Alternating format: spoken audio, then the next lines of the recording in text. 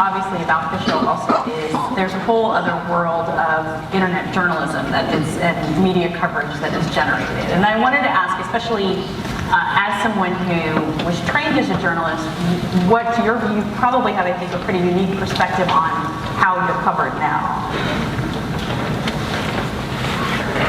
Yes, it's oh, I have very mixed feelings about all of this here.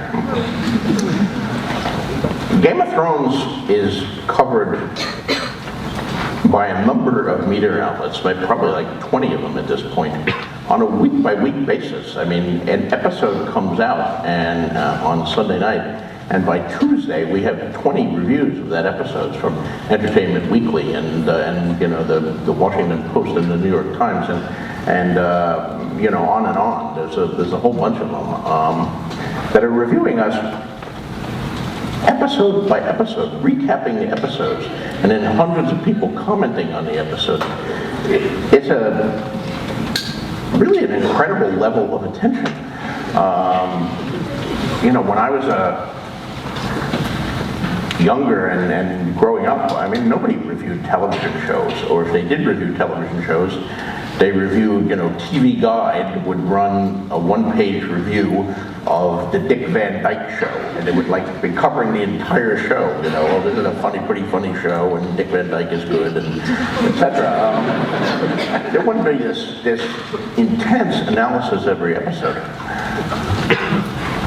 And that's great. I mean, most of these reviewers are terrific, actually, and some of them are very perceptive. I mean, Mo Ryan, James Ponwiesiak, I can't ever say his name, Miles McNutt, who coined the term sex position, and you know, several, Hibbard of Entertainment Weekly, all excellent, and I look forward to seeing what they have to say about the shows as they come out. And we're fortunate because we're one of the handful of shows that are covered like this. You know, Mad Men was covered the same way. Breaking Bad is covered the same way. And that's great.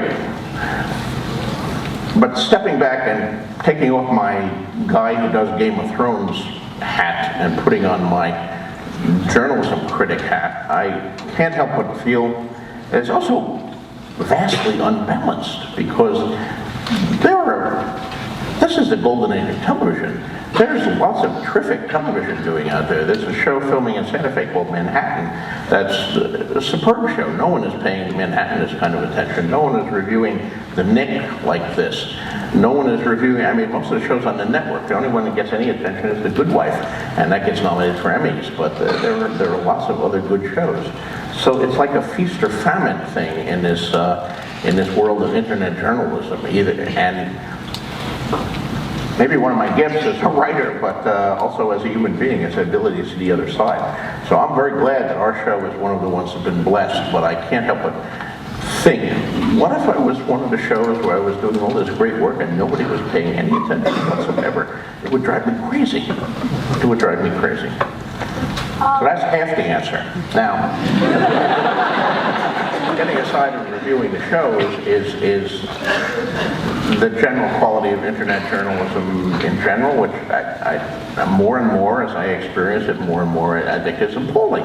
It's appalling, and you know, whatever journalistic standards I learned here at Medill certainly doesn't seem to apply on the internet anymore. I'm astonished by the things that I say when I read about them on these internet clickbait things. And, you know, they're outrageous headlines and taking things I've said, or sometimes I think they make it up out of whole cloth. I mean, I read stories about myself I've never, as far as I know, I've never even talked to this person or said anything. Where the hell is this story coming from? And yet there it is. It's getting thousands of clicks and views, and then I'm having to do other interviews where I have to answer what I supposedly said. You know, where is the journalistic standards for this internet thing? Where is it?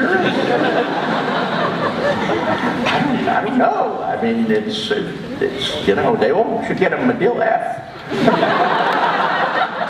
If they're getting it wrong. Oh, now that we're talking about Game of Thrones and the brand, how do you think the cultural and global impact of Game of Thrones is beyond the United States? Like, I know my friends in El Salvador know about it, people overseas know about it. What do you feel about like the global impact of it? Well, you know, it's huge globally. It's you know, the most successful show HBO has ever had. I mean, I think a show like The Sopranos probably was a bigger hit domestically, or at least was, and maybe that's not true anymore. But right from the first, Game of Thrones has outperformed The Sopranos and other shows internationally, and even Emmy-winning shows like Mad Men and Breaking Bad, you know, terrific shows. They don't perform that well internationally compared to what we've done. And I've reflected on why is that. I think there's a certain universality to fantasy. I mean, as great a show as Sopranos was, it's a show about a guy in New Jersey. But swords and kings and dragons and magic, I mean, these are legends that are common to many cultures throughout the world.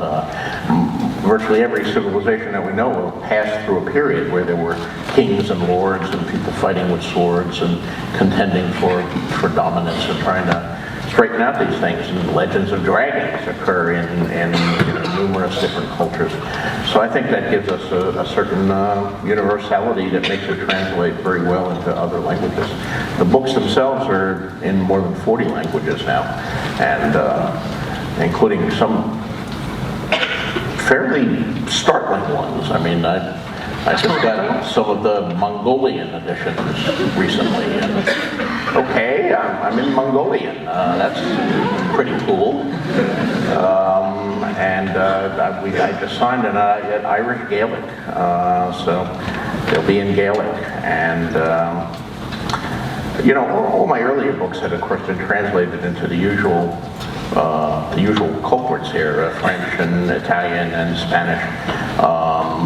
But to get into these other countries all around the world is amazing.